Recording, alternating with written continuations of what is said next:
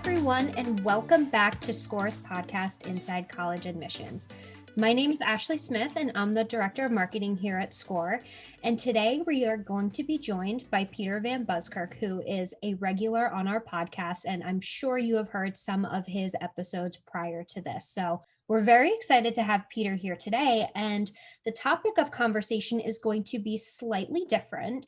What we're going to be doing is diving into some insights that Peter has recently learned and heard about based on an event that he hosts every year. So to tee that up, what I would love to do is, Peter, obviously, we're excited to have you here and welcome again, but to give our audience some background, can you tell us a little bit about this event that you host every year, the name of it, and how it really came to be? Sure. The event that we've hosted now for 30 years is called the No Name Conference. And yes, it is the No Name Conference. We feel a little embarrassed that we didn't have any better idea at the time of the naming. So we've had the default option, no name, but it's stuck for 30 some years. But it was a meeting that was begun when I was still in college admission, along with another admission friend and colleague, and then a third person who is an independent consultant. We felt that there was a need to get people together at the end of the admission cycle to kind of review what just happened, but also to look out beyond the year and see what was on its way, to new developments, trends, etc.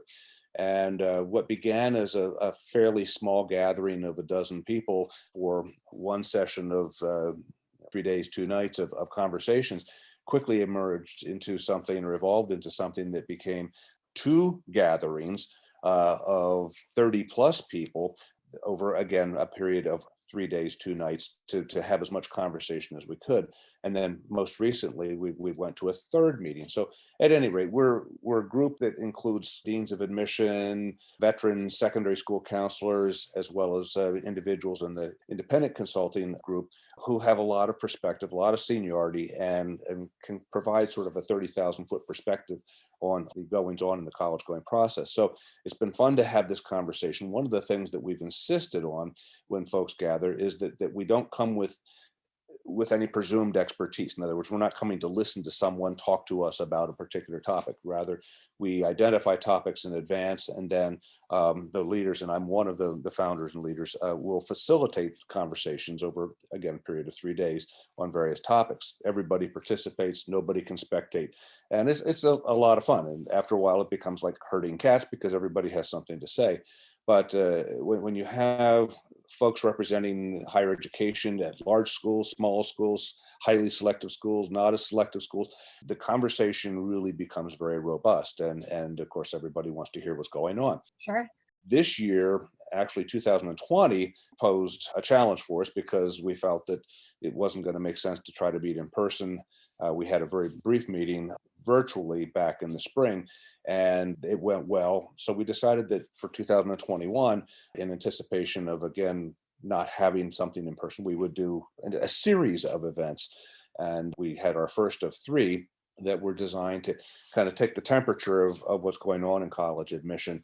At the end of January of the admission process, the next one will be the end of March, which is presumably a time when a lot of institutions will have sent out their decision letters, and now they're awaiting reactions from students. And then in the middle of May, when the dust seems to have settled on the whole season. So incrementally, we wanted to have that conversation.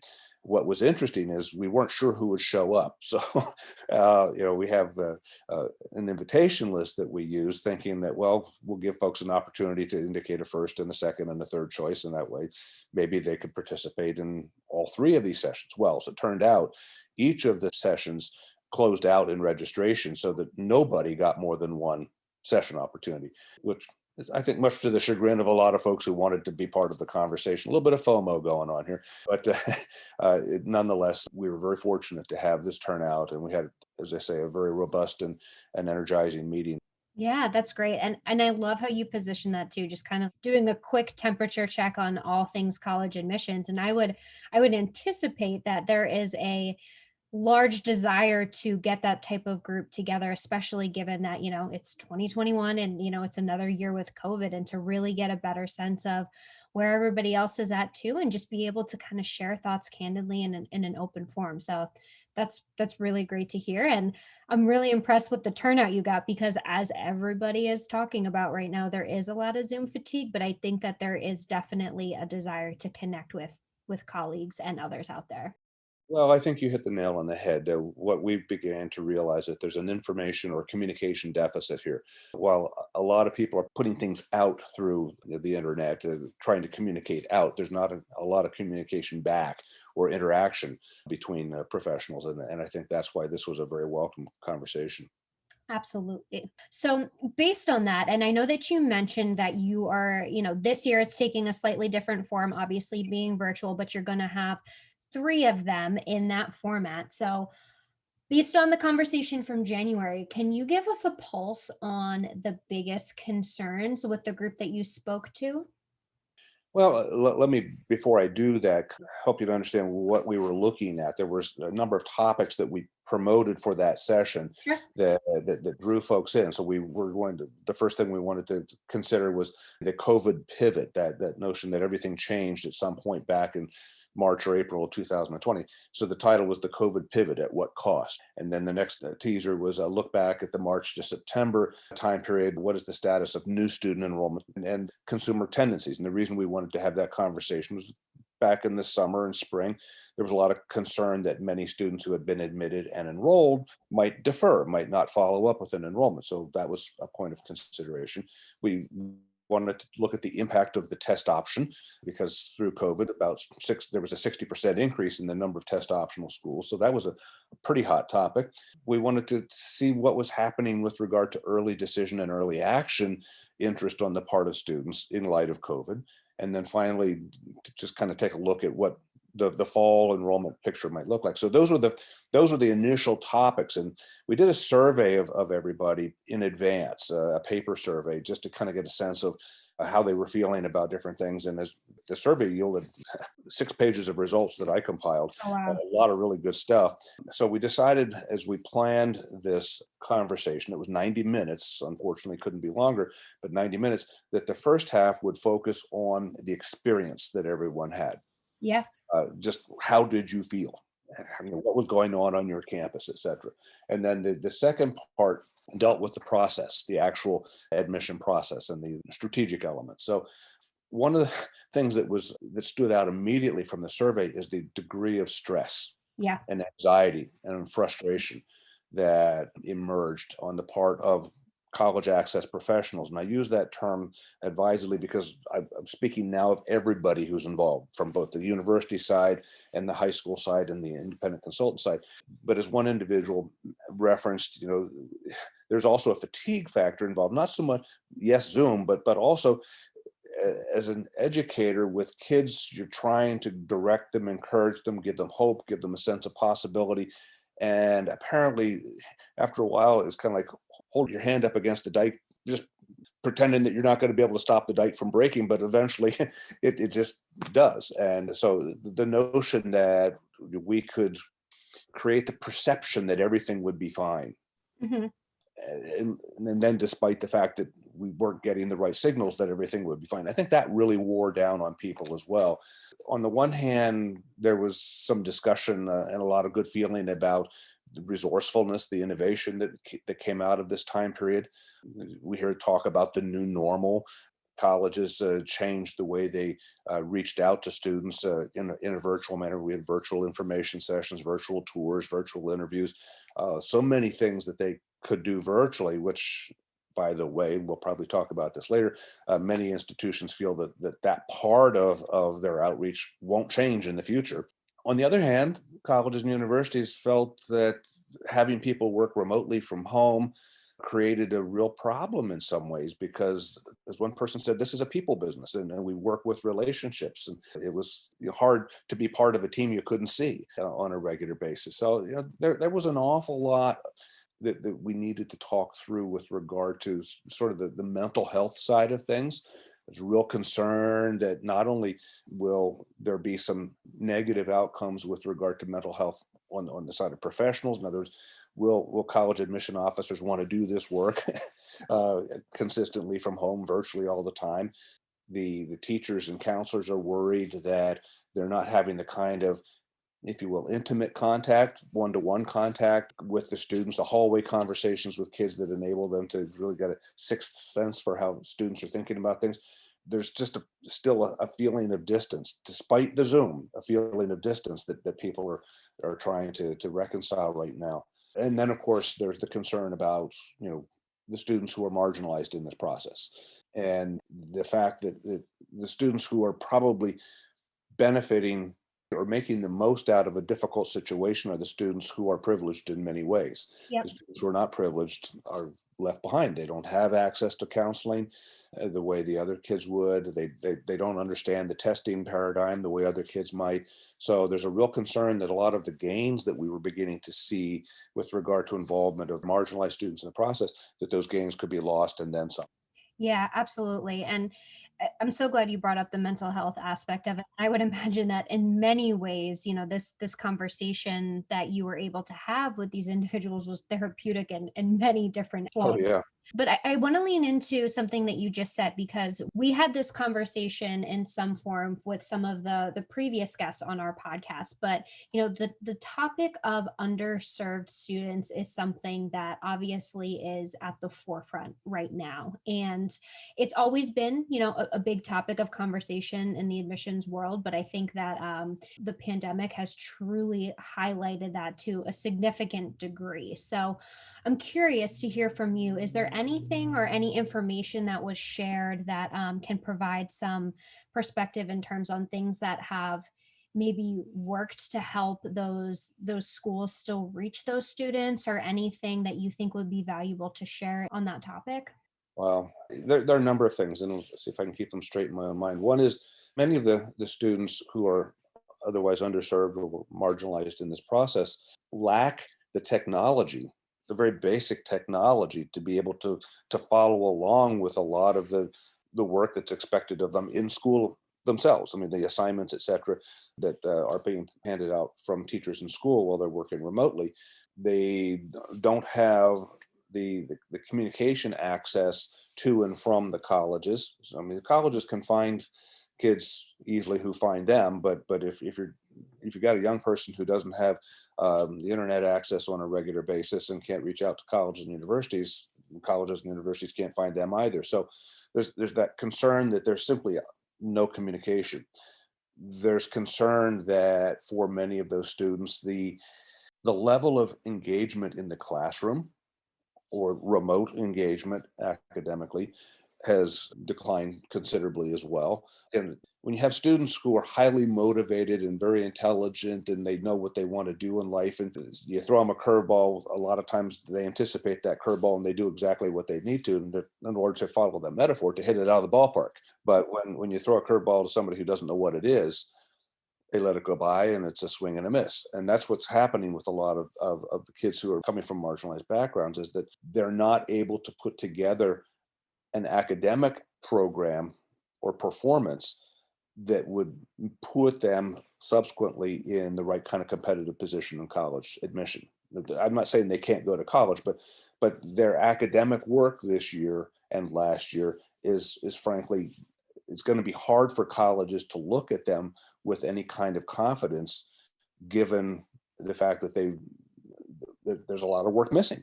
And Sure. there's a lot of incompleteness, and there are some people who believe that there may be 2 or 3 years worth of student cohorts that will be lost, if you will, to education simply because they have not had the continuity of instruction that they need to get them to the finish line.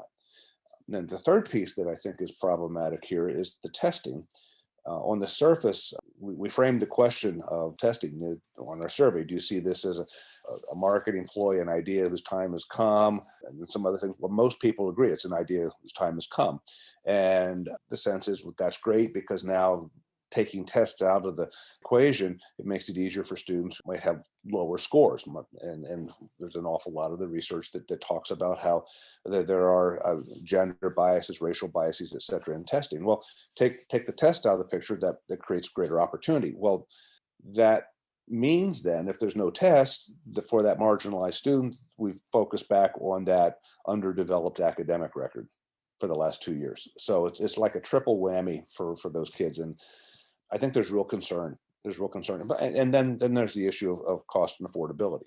When your family's forced to, live, day to day, rather than have some degree of assurance that there's a roof overhead, meals every day, et cetera, the whole notion of paying for college or going to college, it becomes a foreign notion. So I think our group in general has some real concern about the students who are, again, underrepresented. Yeah, absolutely. I mean, when it comes down to the issues that are in front of them are really tough, even just having basic access to internet or things of that nature. So it makes sense, and it's rightfully a major concern of that group, and I think colleges across the country. But you mentioned in the beginning of it, talking about the COVID pivot or the digital pivot or whatever it may be, and referenced that despite everything that's been going on, a lot of schools are, wanting to make sure that they carry those learnings through to subsequent years after this is over. So, from your perspective, based on the conversations that were taking place, was there anything mentioned specifically about things that they really want to make sure that they keep as part of their admissions process once we are able to be back in person? Yes, and before I even talk about that, I think there was also recognition among this group that the cycle that we went through over the last 12 months will be repeated over the next 12 months. Yep. So the sense that, we're almost at the end, at least in terms of college access, we're almost at the end of COVID and the impact that COVID has on the process. I almost to a person, there's resignation that this current senior class, as well as this current junior class, will be dealing with the effect of COVID. And the greatest concern is for the junior class, because the junior class will have 2 years of disruption. Yes. The senior class will have had 1 year of disruption. Nobody is that confident yet that there will be an endpoint where things either go back to normal or don't go back to normal.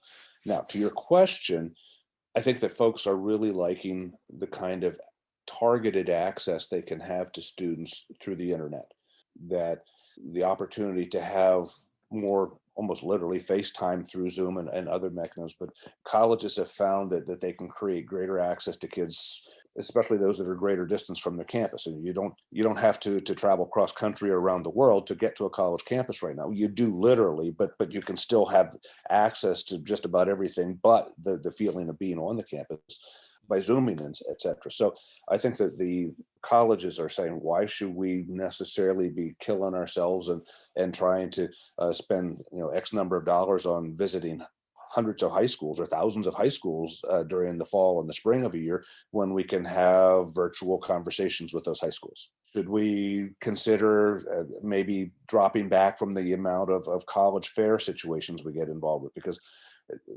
frankly, colleges and universities have found college fairs, when they're in person, have been marginally valuable. And now that those college fairs are being conducted online, they're not valuable at all. I mean, there were more than one person on the college side talked about sitting for hours at a college fair at home, Sure. waiting for any kind of conversation with none to come. So I think that the colleges will probably not do the virtual college fairs. They'll probably do more virtual college visits. They'll probably reach out to students more for virtual conversations and maybe interviews, et cetera. Mhm. I think that part is going to be a big deal. The whole issue of testing is not causal here as much as we might think, but the whole COVID situation has given institutions an opportunity across the board to experiment without testing if they hadn't already. So there are now nearly 1,600 or more than 1,600 colleges and universities that are test optional. And almost daily, we hear of more that are saying, well, we were going to experiment with test option this year. We've extended our experiment to next year. Yep. Well, and then it'll be the next year. And so we're not all that sanguine as a group that there's going to be a return to testing the way we've known it before. The new normal is probably going to involve a different kind of communication. I think for the savvy students, greater access to information and to people who will help them make good decisions. Mhm. But I think I'll use another word that's overused these days: hybrid. There will be a hybrid approach. There will Sure. be a mix of the old and the new in what we see going forward.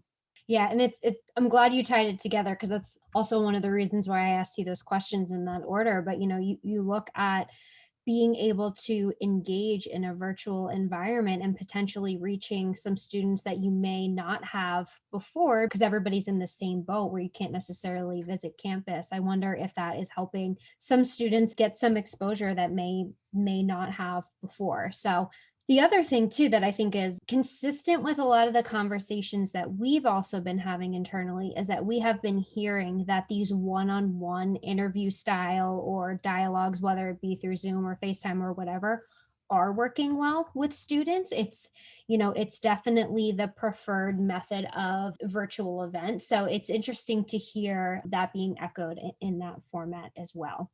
Yeah, I would agree. I think there will be a point of diminishing return there. I think that the more institutions can offer the one-to-one rather than the group session virtually, I think that they'll be okay. But I think students will probably burn out on group sessions. Yeah. But I would just follow up on what you're saying there, Ashley. There's so much information that students can glean from an institution's website and access to individuals with that institution through the website that they I think kids were not accustomed to being that industrious with web research, if you will, when they had the prospect of going out to see the campus literally. Mhm. But now that they don't have that same access, those students who are being industrious are finding even more information, and I think they're becoming better consumers of the process. Yeah, and you know what? As a result, maybe that will change the outcome in terms of their decision that they may not have expected. Something else that I wanted to see if this came up in any conversations. We have also been hearing about how, certain schools are getting maybe more applications than they expected during this year or just in general. And the focus is obviously, and this is not a surprise, like the whole yield conversation is always top of mind, but with an increasing number of applications to it, I'm starting to sense that it may be making some a little bit nervous, maybe more so than before because students may be filling out more applications. Maybe it's because they did go test optional or not. So, was there anything that came up within that context in terms of that volume and then being very concerned about ultimately will the student show up on campus or in whatever hybrid remote model is going to be acceptable at that period of time? Absolutely. And to be sure, the test option now available at highly selective schools, including Ivy League institutions, has fueled the pump on that. I mean, many of those institutions are reporting increases in applications of 40 to 60%. Wow. It's almost sick to think about it. I mean, these are schools that go into this year with a record of admitting 1 out of 15, 1 out of 20. It's insane to think about what their candidate pools are looking like right now. Now, I'll grant you, many of the students that are in that increased number are students who probably are marginally competitive. But the attitude of those students will be, well, why not? I don't have to submit scores. Why might as well find out if I can get into XYZ school. And reality is they're not improving their chances. They need to be smart about the selection of colleges. But there has been, to your point, an increase in the number of applications submitted per student.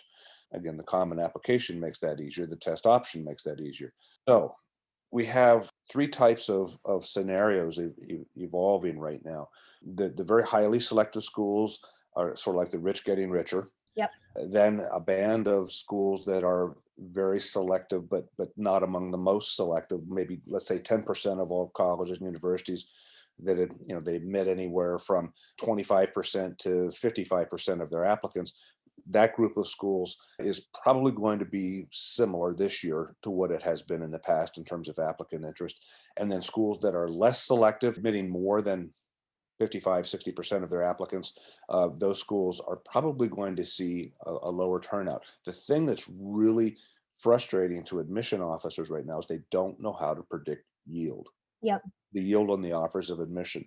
And I say that because historically, you look at the yield rates that you've accomplished over a 10-year period, and you can predict then with a high degree of accuracy what the yield rate on offers of admission will be in the next year. But a lot of the traditional markers in that progression of yield rates are gone. We talk about testing and test optional has flipped the cart. The fact that early decision was out of whack this year because kids were reluctant to commit to schools because they couldn't see them.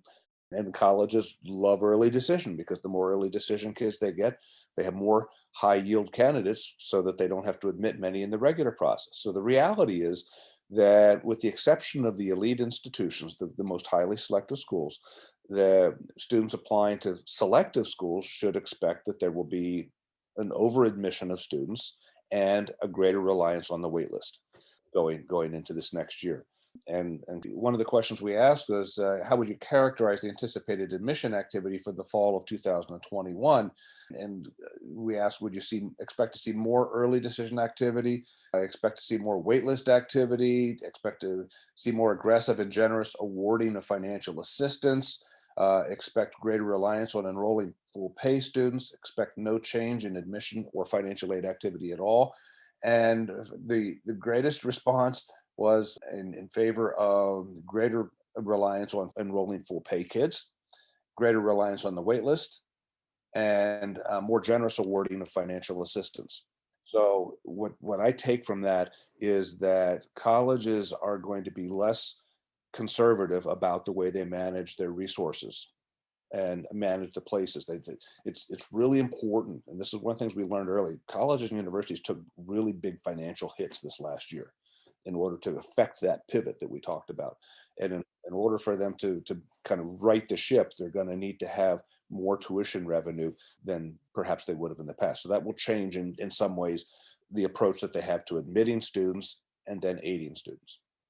Interesting. This is definitely something that, we have also heard too, but I want to change the subject just a little bit, but in the same vein. So that part was, focused on yield and what colleges are going to do and how they feel about it. But let's take the conversation from, let's say, the bottom of the funnel or at the end of the admissions process up to the beginning. I'm curious, did you hear about any changes on the enrollment marketing front or where colleges are spending or reallocating some of those budgets or dollars? Well, out of necessity now, funds that had been spent on off-campus recruitment Mhm. have been channeled toward the virtual recruitment. And some schools are, it's interesting, when we talked about testing before, and we talked about, to some degree, colleges rely upon testing as a lead generation function as well. And students taking the PSAT, the SAT, the ACT, et cetera, provide names and contact information. It's a way of building a prospect pool. There are some schools that don't even use testing any longer as a lead gen, Yeah. which kind of surprising Yep. in a way, but not surprising. One of the college persons, one of the deans, said that a great challenge on her campus was getting people to move away from the way we always did things. Sure. And that student search lead generation piece that has been part of the marketing enrollment, early enrollment management process for 50 years is just hard to shake, even though it's not a terribly productive use of resources. Institutions, I think, are probably going to find that this is a time when they can cut the cord on that, at least diminish it considerably. Yeah, yeah. And I mean, you're right. The metrics were never fantastic anyway. So, it's a great time to Mhm. reevaluate. Now, in the same vein, let's just say like the search campaigns or whatever it may be, were there concerns vocalized about, obviously the highly selective and the big brand name schools, students know who they are, but is there increasing concern amongst other colleges that don't necessarily have that strong brand recognition and how they could potentially get in front of students in this environment? The strongest recognition of what can be done is coming from those schools that are threatened the most. In the history of higher education and the marketing of higher education, at least from my own experience, is that the greatest innovations kind of come from the bottom up, if you will. So the least selective schools, those that are constantly having to work the hardest to get and maintain their populations, are often the places that are producing the most innovative approaches to prospect management. The question is, how long can they remain viable financially? And the combination of what we're seeing now with the COVID, the pivot, and then the looming demographic cliff that some people talk about, the fact that in the coming maybe 3 to 5 years, there are going to be 10-15% fewer students of college age applying to college. There are a fair number of colleges, and universities in this country that are going to be vulnerable. Yeah, So absolutely. they're going to work extra hard. Yeah, all great points.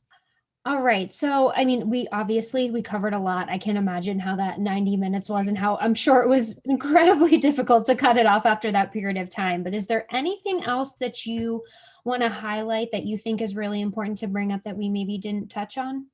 Well, I think, and this is going to be something that we're going to be dealing with in our next session with that no name. It's going to be a different cast of characters, but the next no name group is Mhm. going to be talking at the end of March about how the selection process actually proceeded this year in the absence of testing at many institutions. So, but there's still some speculation about how all that played out from the perspective of the readers. What if you are not able to develop an immediate bias with regard to a student and his or her testing, what are you looking at, and how are you making decisions? And I think that what I'm hearing from the folks on the college side is a greater focus on discerning the students' sense of purpose, intentionality in approaching the process. We talked earlier about how so many more students are applying to the reach schools for them simply because they feel they can. They don't have to submit test scores anymore. Why not give it a try? Well, they become pretty obvious in this process. They're the strangers in the midst of the selection process, and strangers are never admitted. So I think that the selective institutions are really starting to develop some techniques internally for, again, discerning the real potential for a student to enroll and make serious contributions on that campus, which then speaks a lot to the way a student puts together an application and expresses him or herself in an essay, for example, or letters of recommendation. So that'll be something we'll be talking about in our next meeting. Absolutely. Well, we definitely look forward to having that conversation. We're excited to hear about, where it goes and what we can learn from it. And what I would like to say too is that here at SCORE, we're always looking to connect with admissions leaders about what they're facing in this current environment and beyond. So if there are any interested parties out there who would love to have future discussions with us like this, please let us know. We'd be happy to facilitate it. But Peter, I want to just say thank you so much for joining us today. The insights that you shared were fantastic. It's always good for us to, make sure that we are truly understanding and get a pulse on what's going on. And as we said earlier, just getting a temperature check on college admission. So thank you so much for joining us. And I am sure we will talk to you again soon here. Looking forward to it. Thanks a lot.